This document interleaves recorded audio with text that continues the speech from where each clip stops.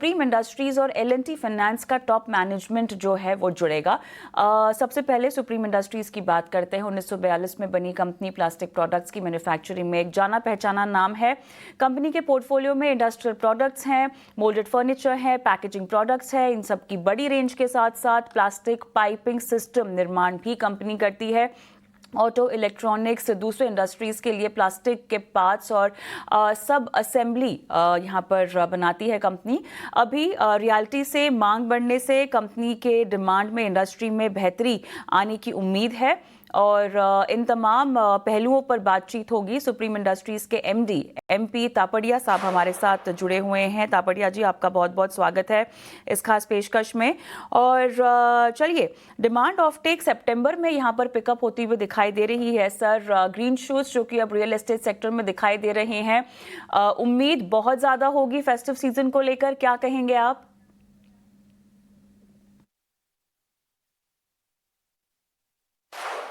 नहीं, PVC price अभी अब ज़्यादा दाम चेंज होने का ढंग नहीं है, क्योंकि जब तक तेल के दाम ये $60-65 के बीच में रहता है, तो अभी कोई भी पॉलीमर के दाम काफ़ी नीचे आ गए हैं। अब और दाम गिरने की शक्यता बहुत कम है, अनलेस कोई इकोनॉमी इतनी अनसर्टेन हो जाएगी।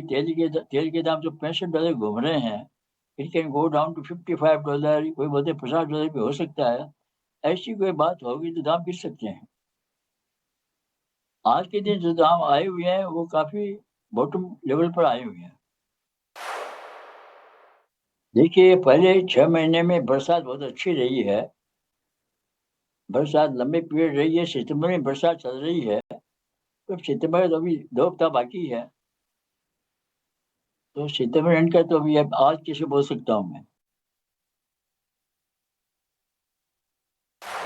तापड़िया जी, यहाँ पर अगर हम QCO इम्प्लीमेंटेशन के अलावा देखना चाहें, फर्दर बूस्ट ऑफ टेक के लिए जो भी BIS के तहत है, क्या एक्सपेक्टेड टाइमलाइंस होंगी?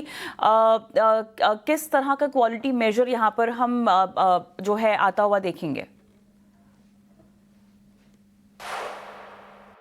ये BIS एंटी दो अलग विषय है।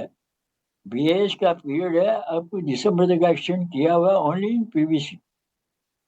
अभी गवर्नमेंट का क्या व्यू रहेगा, अभी आज बहुत जल्दी बोलना मुश्किल है, तो इतना हमें मालूम है कि कंट्री में बहुत इम्पोर्ट डिपेंडेंसी है। आज कंट्री में करीब 68% PVC की सप्लाई इंपोर्ट से होती है।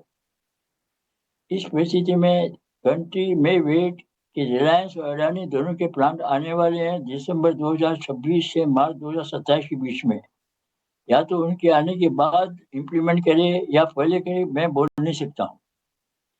ADD का जरूर मैं कह सकता हूँ कि यदि ADD आने वाली है तो 12 नवंबर के पहले आनी चाहिए। 14 अगस्त को डायरेक्टर जनरल ट्रेड रेमेडी ने फाइनल फाइंडिंग दे दी थी। उसके बाद में 3 महीने के अंदर finance ministry import duty notify करती है। यदि 12 नवंबर तक इंपोर्ट ड्यूटी नहीं लगी ADD की, तो फिर तो नए सिरे से एक्सरसाइज शुरू हो जाएगी। अपेक्षा मार्केट यही है कि 12 नवंबर के पहले एंटी डंपिंग ड्यूटी लग जाएगी।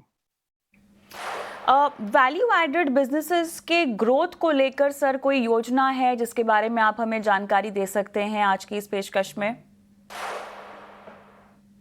मैं ओवरऑल कह सकता हूँ कि प्लास्टिक पाइप सिस्टम की ग्रोथ जो है वो कंट्री की GDP ग्रोथ से ज्यादा होने वाली है। कैपेक्स सर, पिछले कुछ अगले सालों के लिए अगर हमें समझना हो तो आपने कैसे प्लान किया है, और इसमें भी स्पेसिफिक सेगमेंट्स अगर हम पूछना चाहें तो वो कौन कौन से फोकस में रहेंगे? क्या अच्छा खासा कैपेक्स एक्सपेंशन के लिए आपने रखा हुआ है, और ख़ासतौर से CPVC बिजनेस की अगर हम बात करें तो उसके एक्सपेंशन के लिए आपने कैपेक्स का ज़्यादा एक्सपोजर और वेटेज रखा है? मैं आपको 27 अक्टूबर के बाद ही इस बारे में विस्तार से बोल पाऊंगा।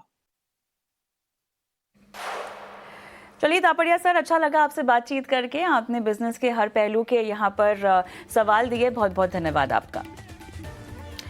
और अब